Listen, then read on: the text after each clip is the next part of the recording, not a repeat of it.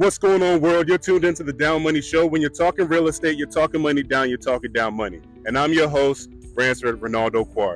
Philadelphia. Thank God. It's spring at last, spring at last. Thank God almighty, it is spring at last. We've been going through a cold front all winter, and guess what? We are outside, and it feels beautiful. So, like we kick it off every spring, we got to start with the beautiful flowers. So I'm here with Hajjah Glover, and we are at the Glover Garden Center. Hajjah, how are you doing today? I am doing well. Like you said, it's a beautiful day, so I'm excited and happy and grateful to be outside. Excited to start the installation at the Global Leadership Academy School. Your name, did I say that correctly? Is it Hajjah Glover? Hajjah, Yes. Hajjah. You know what? We went over that before, and I messed it up. So look. No worries, no Hajjah, worries. Hajjah Glover. Yes. Glover. From Glover Gardens. From Glover Gardens. And I said Glover like Danny Glover. Yes. What? We got to go back. It's Danny Glover. Glover. Not Danny Glover, but you're Glover. Yes. Philly. Okay. Glover. Philly Glover. That's Yes. a Philly thing. Glover, It is. Glover. Nice. Nice. So where are we located right now? So right now we are located at Barton's Garden. So I utilize their space to be able to build these garden beds and host some of my plants in the greenhouse and things like that. So we're at Barton's Garden right now. And how did this all start for you? Like, why gardens? What's the inspiration behind this? Tell us your story. Yeah, so my journey started in high school. So I went to the workshop school, which is a project-based high school. So like instead of like working out of textbooks and things like that, we did a lot of hands-on projects. For example, for like math class, we had to design and build a skateboard, and it was a bunch of like aerodynamics and like workshops. Like we had like auto body, we had auto tech, we had engineering, and like wood shop. Then you have to select one that you want. And during that journey, I just didn't know which one I wanted. I'm like, I love engineering. I also love wood shop. So I'm like, I don't know what I should do. So I was able and grateful enough to be able to select both engineering and wood shop. So from there, I was able to learn how to use power tools like CNC routers, laser cutters, power drills, circular saws, all of these things. So that's how I got like all of my hands-on tools to be able to build these garden beds. And then from there, an internship. And I decided to come to Sankofa Community Farm at Barton's Garden, which is a 3.5 acre farm. And Sankofa mission is to be intergenerational, to reconnect Black folks to food and their foodways, and to inspire people to grow their own fruits and vegetables. Yeah, that is very big in Philadelphia with food deserts. Yes. And people needing access to vegetables, just green space. I think Philly's pretty green, but we can always use a little bit more greenery. Yeah, and also too, like the approach that Sankofa took was more so like African diaspora. It was more so like reconnecting Black folks to their foodways and like growing traditional crops, right? Like okra and watermelon, all these things. So that's where I created, like, that's where I got my passion for food and food sovereignty. So yeah, and then we had a food justice walk at Sankofa where we started all the way at King Sesson, 56 in King Sesson, and we walked all the way down, all the way till we got to 40th Market. And as we're walking down, we're seeing the neighborhoods change.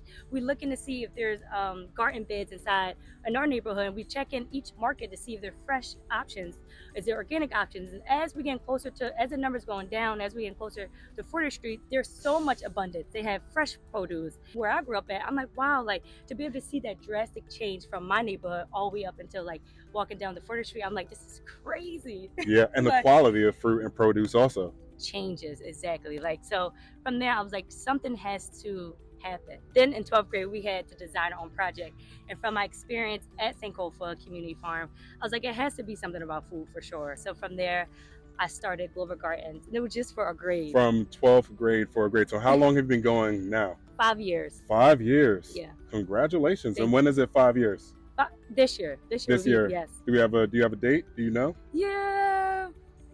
I think probably around like June.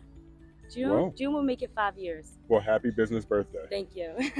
How else do you go about engaging with the community? Because you spoke about a walk you guys did. So what other things do you do? So we design, build, and install garden beds. So we provide the pre-built garden beds, probably the ones that you probably see, the lower ground ones. We also provide elevated ones, and we provide the soil, the seeds, and also the starter plants for all of our home gardeners. And we even provide like season-long maintenance. We don't just install a garden bed and leave folks hanging, right? We think it's important that folks know how to actually grow their own fruits and vegetables. And then once they get the confidence and the skills, the goal is that they are able to go on and do it themselves. Do people order you guys? Like, what's that process look like to get you guys on site? Yeah, so we have a website and people can book a consultation. So they book a consultation, and during a consultation we talk about like the design, produce that they grew up eating, or some produce that they cook a lot with, and then we figure out like a crop plan, something like what we want in their garden bed. From there we set up an installation, and my team and I pre-built the garden bed, and then we'll go and install it with like the soil and the seeds and everything. Saw some stuff about you guys doing some sustainable things with soil. Mm-hmm. Talk to me about that, because a lot of people don't know that you have to take care of the soil if you want the plants to grow. Yes.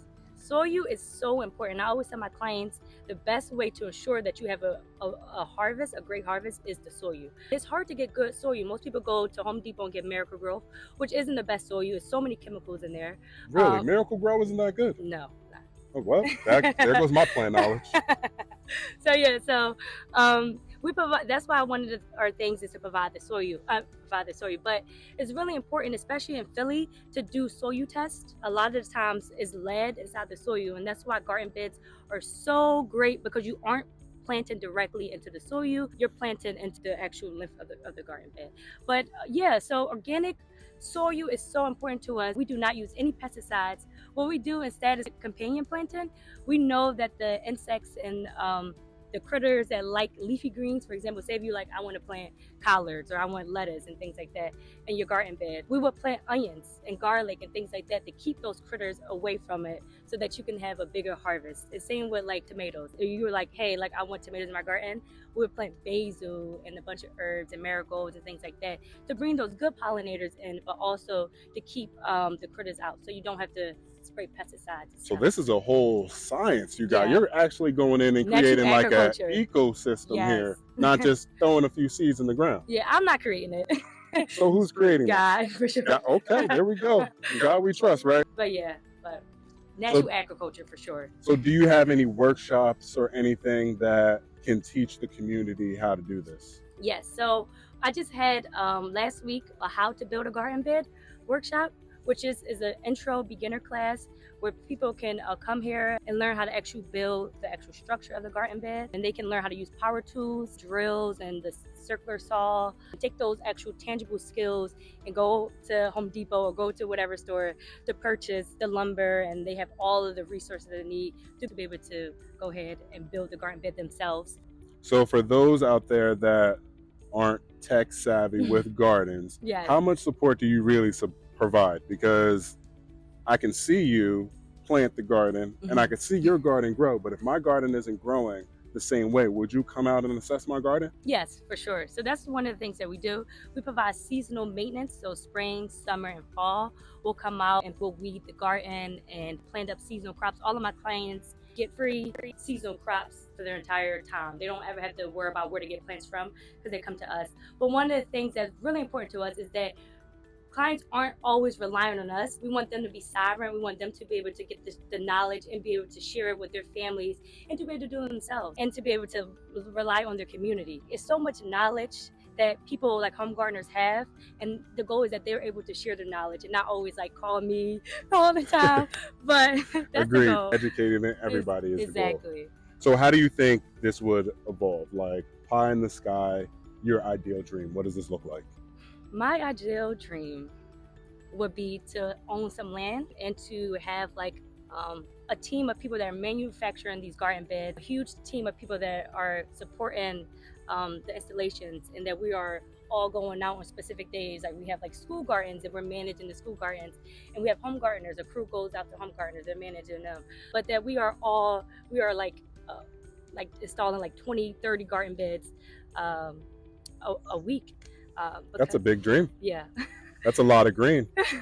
And that's a lot of vegetables for the community. Yeah, I think that everyone should be growing at least something, some herbs, some produce, something, some flowers.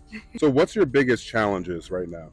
The biggest challenge for me has to be demand. We have a lot of people who want this.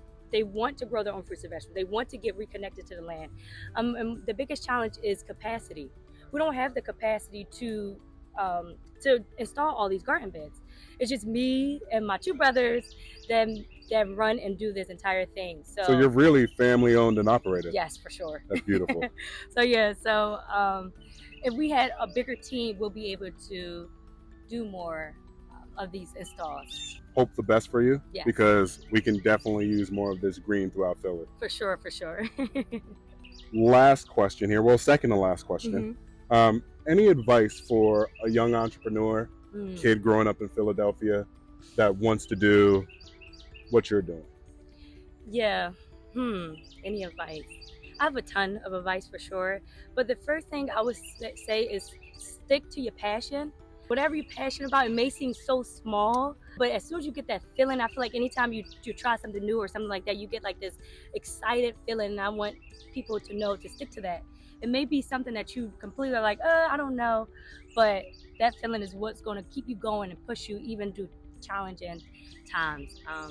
And yeah, for sure.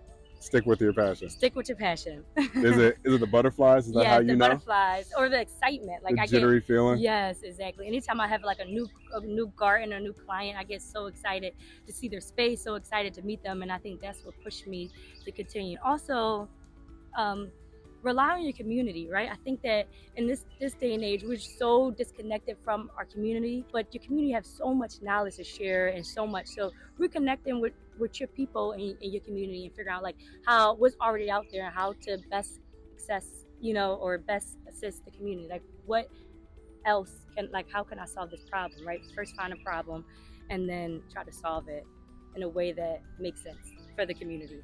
Not for you, but for, you know what I'm saying? Yeah. Not as a selfish individual thing, but as like an overall community thing. Nice. Well, it was great speaking with you. Yes. And that's all that we have today.